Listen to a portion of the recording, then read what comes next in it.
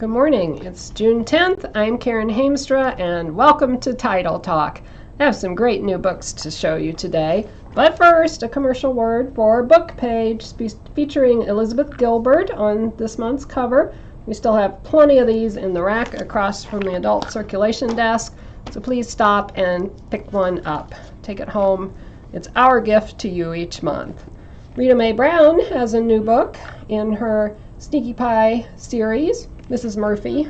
It's about cats and a mystery, of course. This one is called Whiskers in the Dark, and it's a Mrs. Murphy mystery, and it takes place, of course, in the Blue Ridge Mountains. So if you like the Blue Ridge Mountains as a setting for mysteries, you will enjoy this. Harry Harristine, who is our main sleuth, joins the groundkeeping efforts at the National Beagle Club of Aldi as the date for its springtime Hounds for Heroes Veterans Benefit approaches. And then, of course, there is a death, and the cats and the corgi get involved in trying to help their owner see who committed the crime. And those are always really cute. David Morrell has a new one called Before I Wake. Actually, this is a book of short stories, so this is a little different form.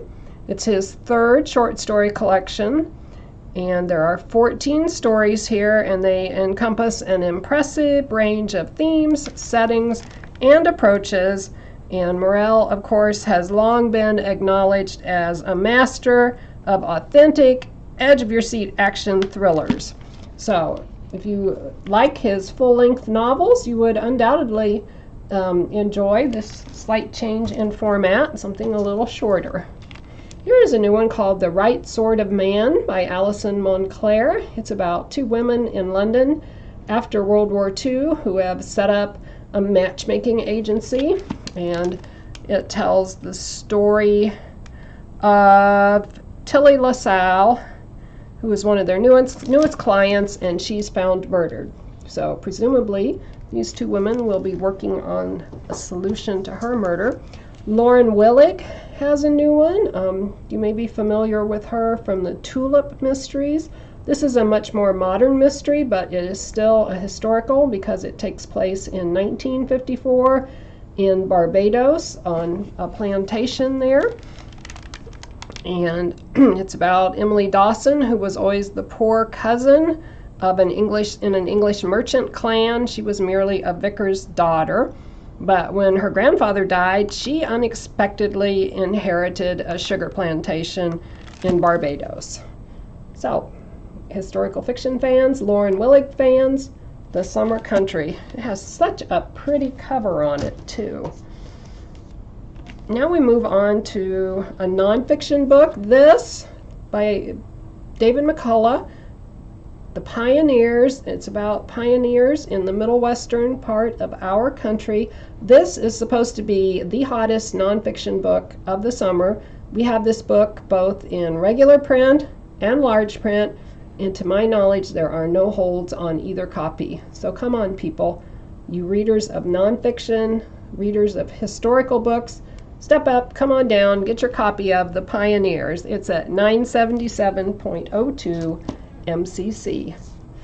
There's a new cookbook called Spice, Unlock the Power of Spices to Transform Your Cooking. It's from the folks at America's Test Kitchen, and I mean, it just looks wonderful. Here's this chicken recipe, chicken tahini with fennel, chickpeas, and apricots. Good. That one is at 641.6383. And here's a book that we thought might be helpful. It's called My TV for Seniors, but really I think anyone could benefit from this book. It tells what the alternatives are to cable TV, how they work, costs. It does have fairly large print. It talks about getting satellite TV, what channels are offered, you name it, whatever you want to know about TV viewing, it's there for you. And then our last nonfiction book is a memoir of D-Day. It's called Every Man a Hero by Ray Lambert with help from Jim DeFelice, and Ray Lambert was the recipient of a Silver Star. And it is The First Wave at Omaha Beach in a World at War. It says 75 years ago, he hit Omaha Beach with the first wave. Now, Ray Lambert, 98 years old, delivers one of the most remarkable memoirs of our time, a tour de force of remembrance evoking his role as a decorated World War II medic who risked his life to save the heroes of D-Day. And that it has a really long call number. I'm sorry. 940.542-1421. That specifically puts it with the D-Day books. Now, I do have a few more fiction books. Paris, 7 a.m., a novel by Liz Wieland. This is a historical fiction book. It's the story of poet Elizabeth Bishop in Paris in 1937. I understand that Bishop was a compulsive diarist, but 1937 was the only year in her life where she did not keep a really, really complete diary.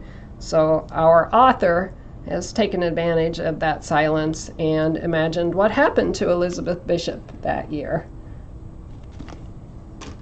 And then I wanted to let you know that Clive Cussler has another new book out. This one is written with Robin Bursell, called The Oracle, and this is a Sam and Remy Fargo adventure.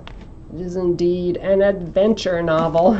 So if you like Clive Cussler's adventures, I bet you'd like this one too. And our ever popular Susan Mallory has a new one, The Summer of Sunshine and Margot. And these last two books, the Cussler and the Mallory, will be released for circulation tomorrow. We have to wait until the official publisher's release date, but you may certainly call in and put holds on them. Susan Mallory does already have holds, but the Clive Cussler book had no holds as of last week, so it would most likely be available instantly for you. Etiquette coach Margot Baxter knows precisely how to manage wayward clients until she comes face to exquisite face with Bianca, an aging movie star notorious for her shock and awe tactics. Schooling Bianca on the fine art of behaving like a diplomat's wife is the greatest challenge of Margot's career. That sounds fun, doesn't it? Susan Mallory, The Summer of Sunshine and Margot. And then last but not least, Susan Wittig Albert has a new one in her China Bales series, A Plain Vanilla Murder. I read this book over the weekend. I really like Albert's books, especially the China Bales series. China is a former lawyer who now owns an herb shop in the hill country of Texas, and she's always getting involved in murders. They have a lot of crime in that area, in her town of Pecan Springs, which doesn't really exist, although it would be a nice place to visit if it did. This one, and you always learn a lot about plants in her novels. This one specifically details the production of vanilla, not in such excruciating detail that you get sick of it, but you'll learn a few things. Did you know that vanilla comes from an orchid? Yes, and it's very rare, and there's been a big shortage of vanilla beans, and there are robberies on vanilla plantations, and just all kinds of things. So I highly recommend this book, really. A Plain Vanilla Murder by Susan Wittig Albert. So I hope you've found something that might suit your reading tastes, and we'll see you next week on Title Talk.